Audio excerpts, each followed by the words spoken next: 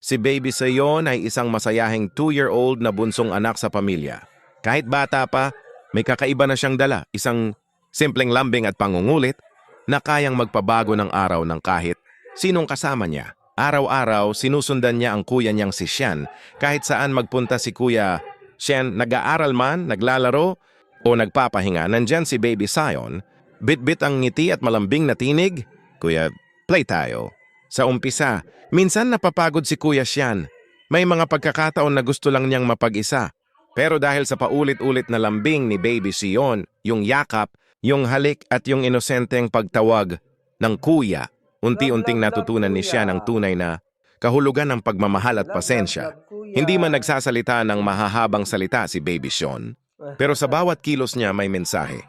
Siwang tunay na lakas ay hindi nasusukat sa edad, kundi sa kakayahang magmahal. Dahil kay Baby Sion, naging mas maalaga si Kuya Sian. Natuto siyang magbigay ng oras, magpatawad agad at pahalagahan ang maliliit na sandali.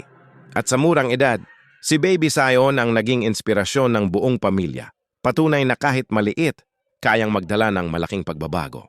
Aral ng kwento. Minsan ang pinakamalalakas na impluwensya sa buhay natin ay nanggagaling sa pinaka-inosente, yung mga taong nagmamahal nang walang hinihinging kapalit.